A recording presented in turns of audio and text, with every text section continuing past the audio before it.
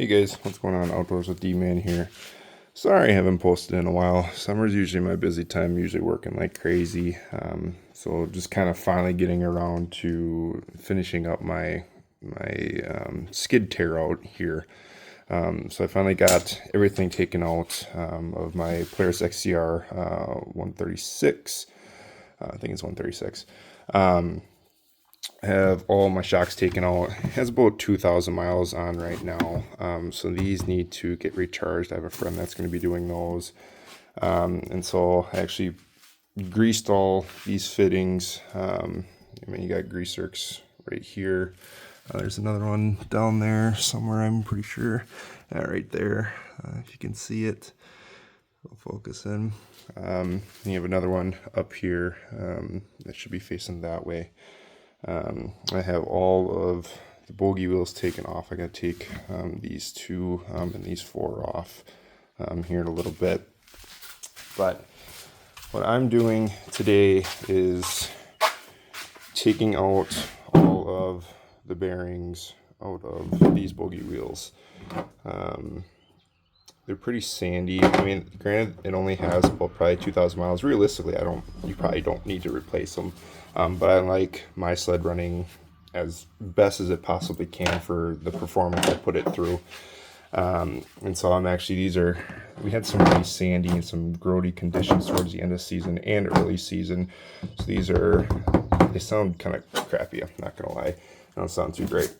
My tires my wheels are kind of sticking. So I got these new ones from Blackwater Performance, I'm pretty sure. Nice and smooth. They're a little bit better for cold weather or lower temp rated from my understanding, and a lot of people really like them. So we're gonna try these. Basically it's pretty simple how to take these out. There is all Bogie wheels will kind of have like a back plate here to where this sits in it. And then you will have a snap ring sitting over the top. There's a little groove in here. If you can kind of see it about there. So you just take your snap ring pliers, clinch it together, pull it out. I just chuck all mine in there, and then I take like a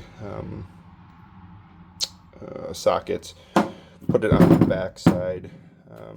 So this sits on the opposite side, but you just kind of line it up there, and then just kind of give it a couple taps through, and it usually just pops out. Then I usually tend to clean out the inside of that ring, and then whatever kind of grease, because they put grease kind of on the edge of those bearings. And then I tend to clean everything kind of out, usually with like a little pick tool, because sand and dirt likes to get inside of that snap ring groove. So these are gonna get figured out here. We're gonna check these new bearings in, and then we're gonna go take the rest of that skid apart and get it kind of figured out.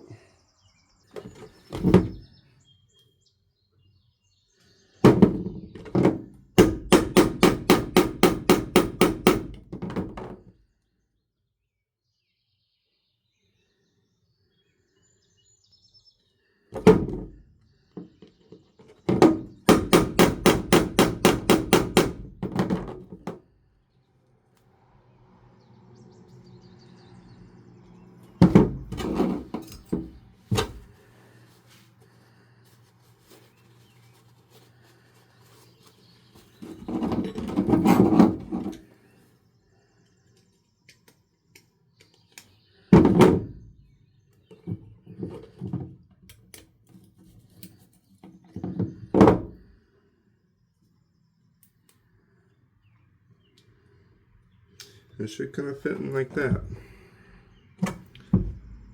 Nice in there, nice and firm. Spins nice and easy. Doesn't sound like there's gravel in the bearings compared to these ones. So, sweet. That sounds a lot better.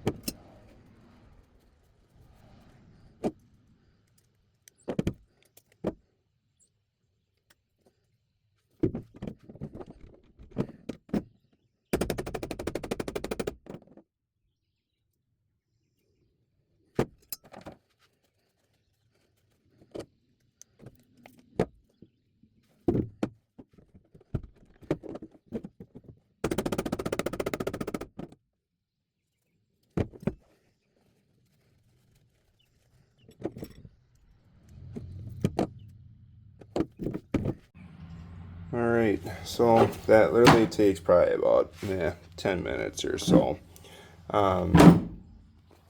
It's usually the way I do it. Tends to go pretty quickly. I haven't had any issues in the past, so I've done it this way.